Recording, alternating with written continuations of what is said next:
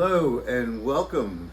This is Power and Dominion Ministries presents Straight Talk on Scripture, and I'm here with my dear friend and board member of Power and Dominion, Pat Scionti. Hi. And we are going to talk today. Well, Pat's going to tell us about a fabulous testimony she had. What happened, I guess, almost a year and a half ago, right? Is it that long? No, just last year. December. Last December. Pat, just to give you a little background, Pat has been in full-time ministry since around 1978. Yeah. She has Something like that. worked for the church since 1978. She's done many things. She was at first pastor to Frank, his personal secretary.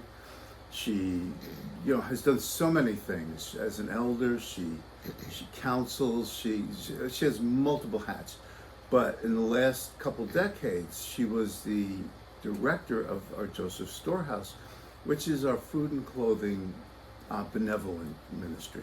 She's literally fed thousands over the years she's been the director. And so last year she decided, God spoke to her. She felt it was time to retire from full-time ministry, although she's not retired from being an elder in our church. And she felt it was time to sell her house that she had lived in for a very long time. Beautiful, beautiful house. Her and Vinny had fixed it up, and but they decided it was time to sell it and relocate in the same town, but in a different place. And so a lot of complications happened along the way, and as they rose up, God made a way through to work everything to good. Amen. And so right now, Pat's going to tell the story. So Pat. Okay. Hi. So after actually a year and a half praying about whether we should sell and move away from the area, not too far, it was very peaceful and clear that we'd heard from God that there was just too much to care for, that neither myself nor my husband could handle any longer. And so the biggest thing was getting a contract and moving on and finding the right place. So as soon as we signed a contract, actually before that point in time, we looked around, we were praying. And the biggest thing I want to share is prayer. I call them the 3 Ps.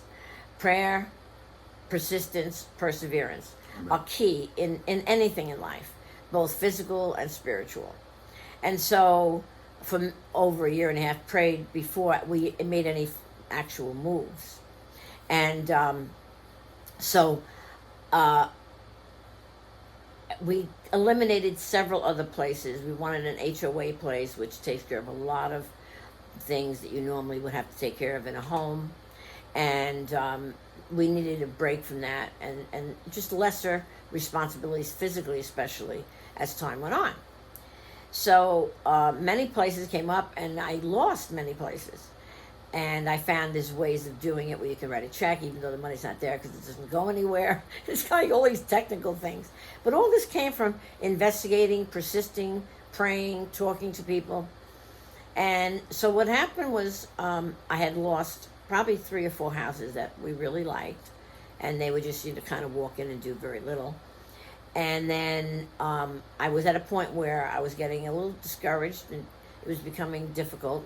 And that's where the real persistence and prayer, and also mixing that with counsel with elders and pastors to get some idea of these different things. It's very important that we really seek God's plan for our life, not decide, I don't want to do this anymore, I want to do that. That's not really the way we're called to live, as not only people in ministry, but people that save people. It's very important. So all these things are part of our everyday life and walk. So at any rate, what I want to mention is, interestingly, many times when we make mistakes, God is in the mistakes. So what happened was I was getting discouraged, and I kept pushing and praying and believing and asking for prayer from those who I trust. And our house was sold, and we went to contract, and it was Friday. I think it was October 7th. And I was supposed to on Monday call this place that we had decided this was the right HOA place that we wanted to go. Could I interrupt you? Yes. Could you describe to our listeners what an HOH means? Oh, HOA, I don't know what it stands for actually. But define it. They take care of many of the things, and there are things included. Landscaping. Yeah, they do that. They take care of plowing. The garbage is there and available. There's a lot of perks. We have a lot of grass areas and putting green, and we have a pool, and we have a gym, and there's a lot of things that would all have been separate. It's owning a house without the responsibility that you didn't want to do anything. And if we want to mow, which right now we are doing, we can. We don't have to mow the lawn or take care of the gardens.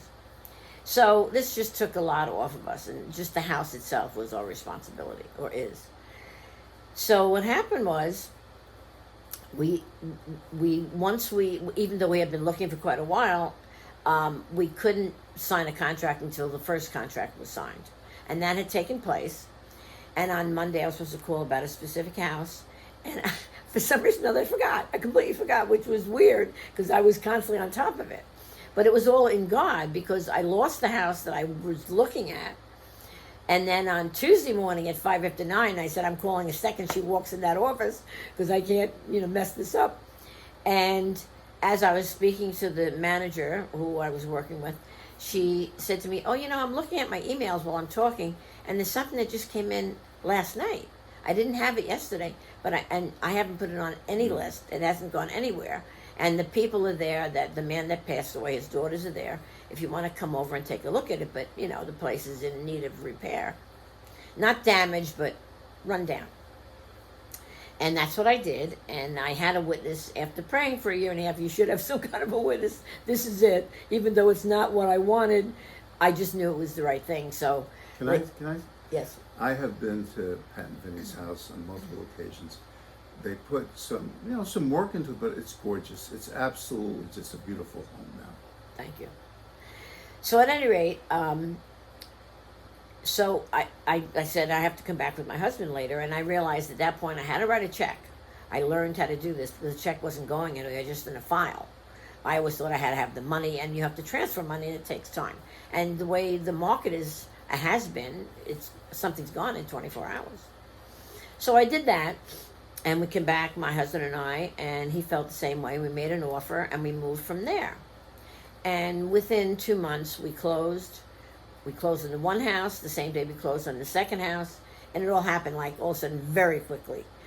The interesting thing was, the day I signed the contract for my house that I sold was the same day this man passed, which was the 7th, October 7th. And the number of the home is number 7. And, that doesn't always happen, but God will kind of, when he knows we really want his will and we want to be in the right place where we should be, he just does these special things like a stamp of approval, so to speak. And it is comforting. But if we don't persist and we don't continue to push and believe, we don't achieve anything, whether it's natural or spiritual. Pat, I'm going to stop you right there, and we're going to continue this next week. And so I would ask all of you to tune in next week after this one, and part 2 will be about the actual nuts and bolts of how this all came together. Because God opens a door, but sometimes there are things we have to do to walk through it. Yes. So this is Pastor Rick saying, remember, with Jesus, there's always hope, there's always love. God bless you.